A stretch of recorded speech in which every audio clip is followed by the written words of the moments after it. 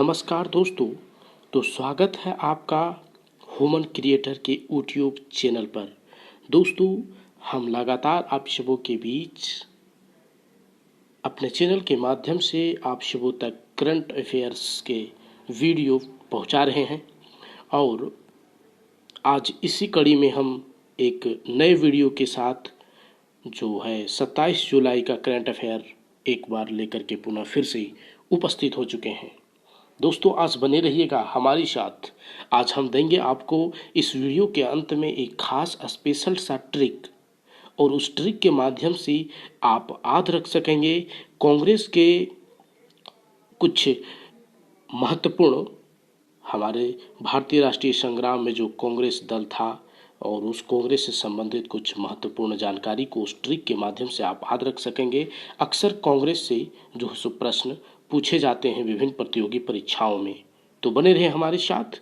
तो उस ट्रिक को आज आप जरूर देखिए, वीडियो के अंत तक हमारे साथ बने रहिए। चलिए सबसे पहले देख लेते हैं हम लोग 27 जुलाई के महत्वपूर्ण करंट अफेयर्स को। तो आप सबों के बीच इस कड़ी में पहला प्रश्न है, कारगिल विजय दिवस निम्न में से किस दिन मनाया जाता है? कारगिल विजय दिवस निम्न में से किस दिन मनाया जाता है? ऑप्शन आप सबों के बीच 26 जुलाई, 12 मार्च, 10 मई या फिर 15 जनवरी। तो इसका राइट आंसर क्या हो जाएगा? 26 जुलाई को। 26 जुलाई को कारगिल विजय दिवस मनाया जाता है।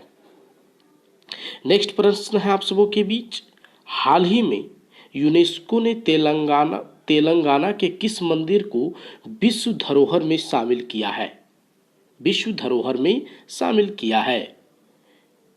ऑप्शन है चिलकूर बालाजी मंदिर, रामपा मंदिर, गंगा सरस्वती मंदिर या भद्रचलम मंदिर। तो इसका राइट आंसर क्या हो जाएगा? देखिएगा, रामपा मंदिर। क्या हो जाएगा इसका राइट आंसर? रामपा मंदिर।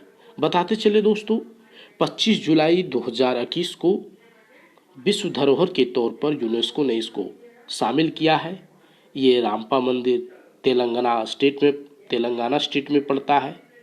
बताते चले 13वीं सदी में, कब?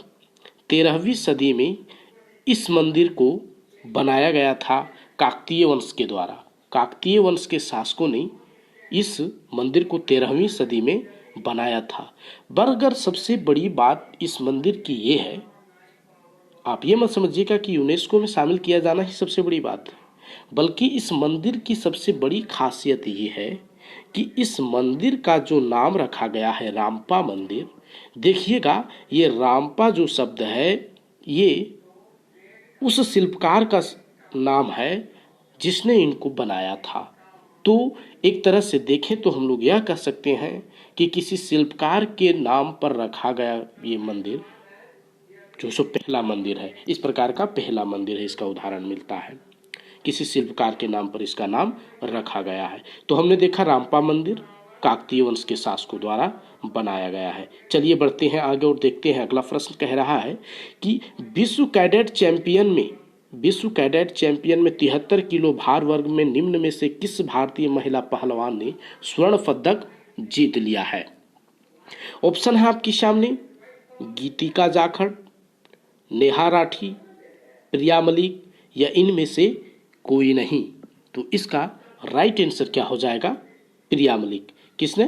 प्रिया मलिक ने ये जो है सो जीता है। प्रिया मलिक ने इसको जीता है। और बताते चले, ये जो प्रिया है ये मतलब भारत की पहली महिला रेसलर है जिन्होंने यह कारनामा किया है। क्या है? भारत की पहली महिला है जिन्होंने यह महिला रेसलर है जिन्होंने यह कारनामा किया है। ये हमारे जानते ही हैं जो पहलवानों का एक तरह से गढ़ कहा जाए तो वहाँ की रहने वाली है। और बताते चले यह इन्होंने जो जीता हुआ है वो आपका आयोजित ये जो वर्ल्ड चैंपियनशिप आयोजित हुआ है हंगरी में, कहाँ पे? ये भी याद रखिएगा, हंगरी में आयोजित हुआ है। यहाँ पर ही इन्होंने जीता है। ये मैंने जैसा कि कहा पहलवानों का गढ़, ये हरियाणा स्टेट से आती है। कहाँ से आती हैं? हरियाणा स्टेट से आती हैं। आप ये भी ध्यान रखिएगा। और 73 केजी भार वर्ग में इन्होंने अपना ये कारनामा दिखाया है। सबसे बड़ी बात यह है कि ये भारत की एक तरह से पहली महिला रेसलर हैं जिन्होंने स्वर्ण पदक ये जो जीता हुआ है। तो चलिए बढ़ते हैं आगे। नेक्स्ट प्रश्न है आप सबों के बीच। इस बीच मैं यह सूचना देना चाहूँगा कि अगर आप हमारे YouTube चैनल पे नए हैं या हमारे PDF को देख रहे हैं तो आप हमारे टेलीग्राम चैनल से भी जुड़ सकते हैं। टेलीग्राम चैनल से जुड़ने के बाद आपको वहाँ से प्रतिदिन करंट अफेयर्स के जो PDF प्रोवाइड किए जाते हैं वो आप पा सकते हैं। दूसरी बात, वहाँ पे YouTube के लिंक भी आपको मिल जाएंगे। और सबसे बड़ी बात यह है कि यदि आप नए हैं तो आप हमारे आज तक के पीछे जितने सारे वीडियो डाले गए हैं या PDF डाले गए हैं आप उसे भी यहाँ से प्राप्त कर सकते हैं ज्वाइन मात्र करके। तो अगर आप मेरे YouTube चैनल से जुड़े हुए हैं या फिर हमारे PDF को पढ़ रहे हैं तो यहाँ पे मैं आपको PDF में लिंक जो दे रहा हूँ इस पर क्लिक करके आप जो इससे ग्रुप से हमारे जुड़ सकते हैं। आइएगा, आपका स्वागत होगा हमारे टेलीग्राम चैनल पर।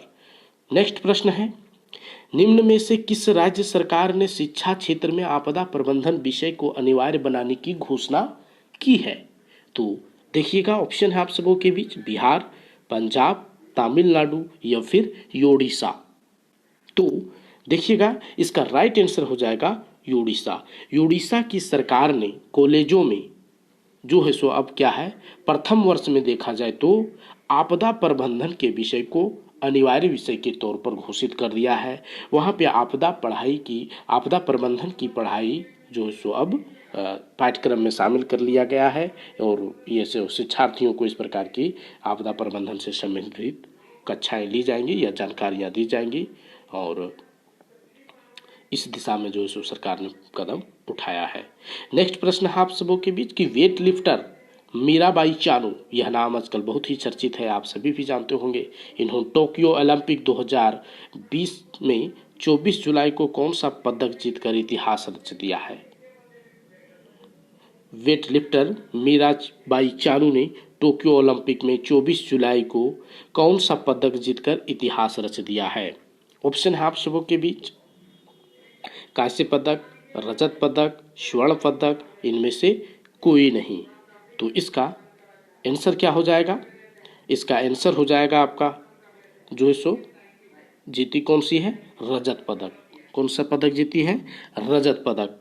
आप सभी जानते हैं कि 24 जुलाई 2011 से जो है सो ये शुरू हुआ है। 2011 से नहीं, सॉरी 2021 से शुरू हुआ है और इसमें जो है सो इन्होंने सिल्वर मेडल जीता हुआ है।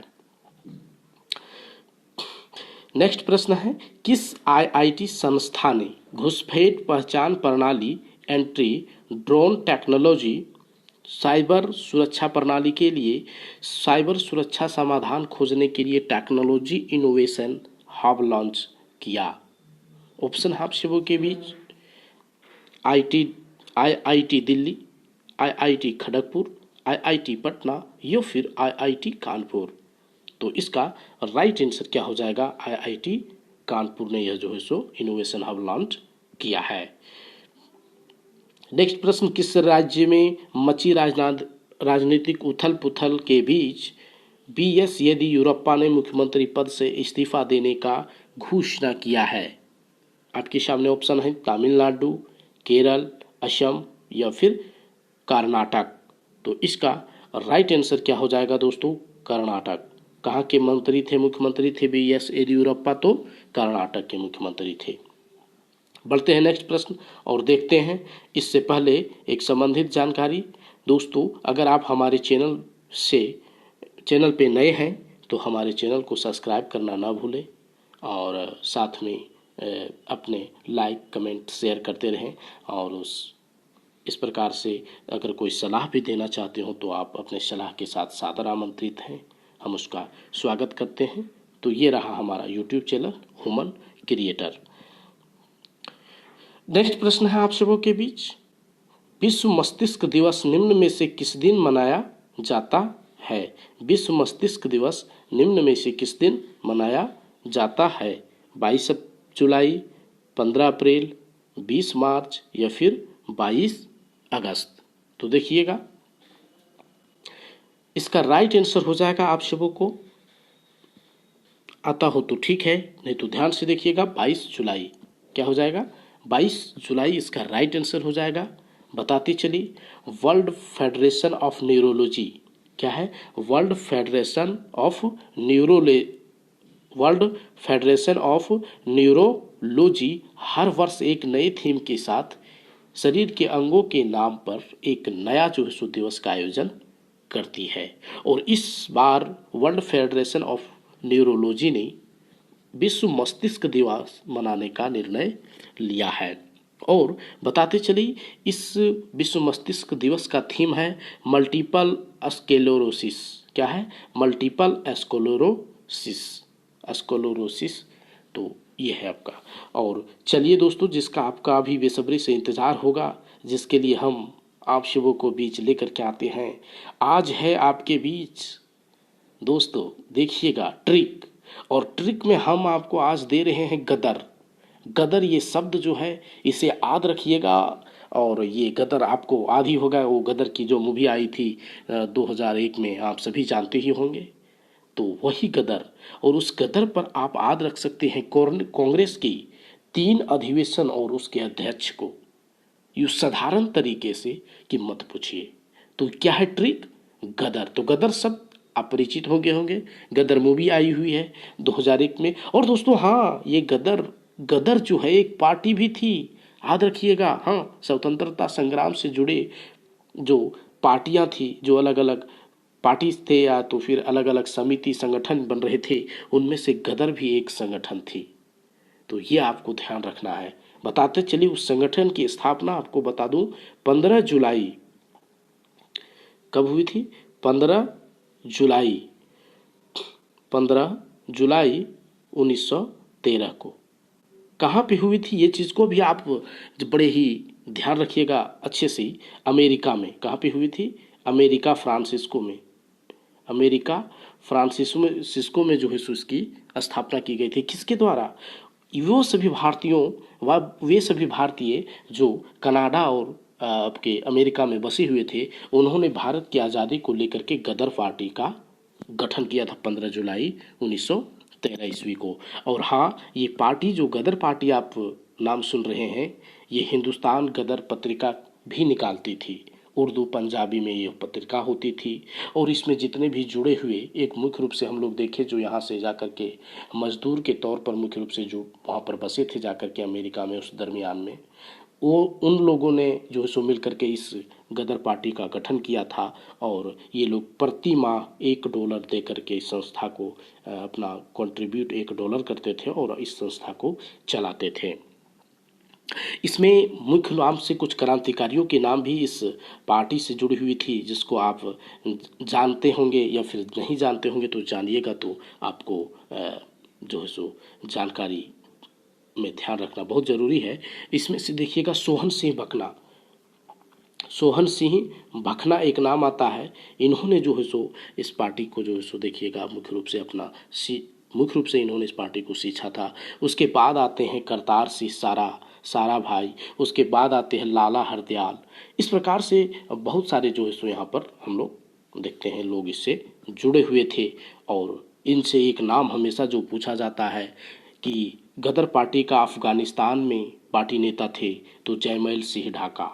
ये जयमल सिंह ढाका आप मत समझिएगा, ये जो आप बांग्लादेश की राजधानी ढाका समझते हो, वो ढाका अफगानिस्तान में पार्टी नेता के तौर पर जयमल सिंह ढाका जो है सो यहाँ गदर पार्टी का नेतृत्व कर रहे थे। जुगांतर आश्रम पार्टी इसका जो सो मुख्यालय था। जुगांतर आश्रम जो था वो गदर पार्टी का मुख्यालय था। तो ये हमने गदर से संबंधित कुछ जानकारियां दे दी आपको। अब ये गदर आपको याद रखने में मज़ा लगेगा, मगर सबसे बड़ी बात जो अभी तक आप इंतज़ार कर रहे होंगे कि आखिर गदर से हमने जो ट्रिक बोला था वो कहाँ गया, है ना? नहीं, वो कहीं नहीं जाएगा, अब जाएगा आप सबों के बीच। जैसे देखिएगा गदर 3 शब्द है, तो ग से आप याद रखिएगा GKG। क्या याद रखिएगा? 1 मिनट। गदर से आप लोग याद रखिएगा, ग से देखिएगा आपका निकल करके आएगा GKG।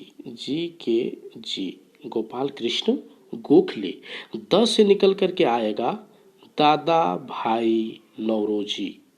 उसके बाद आर से निकल करके आएगा रास बिहारी बोस। तो ये था गदर, देख रहे हैं।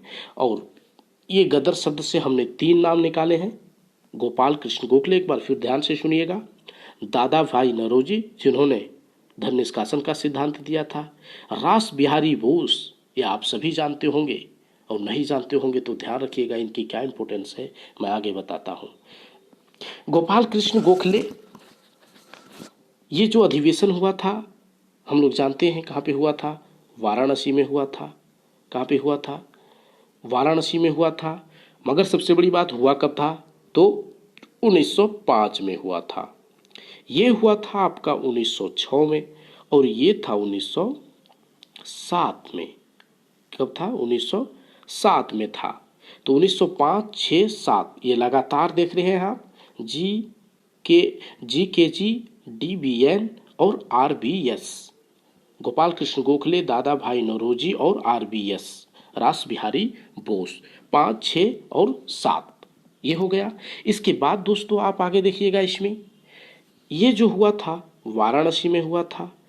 उसके बाद हम लोग देखते हैं दादा भाई नौरोजी जो अध्यक्ष रहे थे या चुने गए थे, वो सबसे पहले जहाँ पर स्वराज शब्द का उपयोग किया गया था वो कलकत्ता में हुआ था।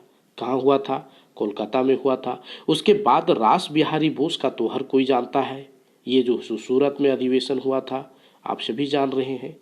और इसी अधिवेशन में सबसे बड़ी बात ये हुई थी कि कांग्रेस पार्टी 2 दलों में विभक्त हो गई थी, गरम दल और नरम दल में।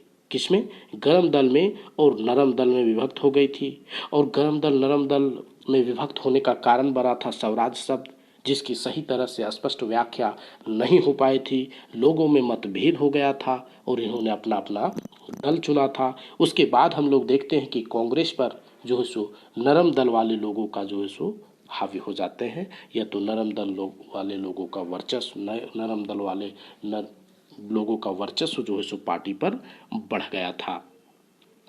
तो ये चीज़ सबसे बड़ी चीज़ है और इसको ध्यान रखना है। इसमें बताते चलूँगा ये कि सूरत में ये अधिवेशन होने के बाद इसका एक विशेष अधिवेशन मद्रास में भी हुआ था। कहाँ पे हुआ था, मद्रास में भी हुआ था। इस चीज़ को आप याद रखिएगा। तो हमने आज जो ट्रिक दिया आपको गदर, इसको एक बार आप पुनः स्मरण कीजिएगा। क्या, गोपाल कृष्ण गोखले, दादा भाई नौरोजी और रास बिहारी बोस। 5, 6 और 7, 5, 6 और 7। तो ये रहा आपके सामने। दोस्तों बने रहिए हमारे साथ। अगर चैनल पे नए हैं तो हमारे चैनल को सब्सक्राइब करें। अगर वीडियो अच्छा लग रहा हो तो अपने दोस्तों के बीच इसे शेयर भी करें, लाइक भी करें, अपने कमेंट भी दें। मिलेंगे कल फिर एक नए वीडियो के साथ। उम्मीद रहेगा मैं आऊँगा एक नए ट्रिक के साथ, जो कि आपके जानकारी के लिए बहुत ही लाभदायक रहेगा, बहुत ही यूज़फुल रहेगा। आगामी प्रतियोगी परीक्षाओं में उस ट्रिक के माध्यम से आप अपने क्वेश्चन सही कर पाएंगे। तब तक के लिए हमें इजाज़त दीजिए। अपना ख्याल रखिए। बहुत बहुत धन्यवाद।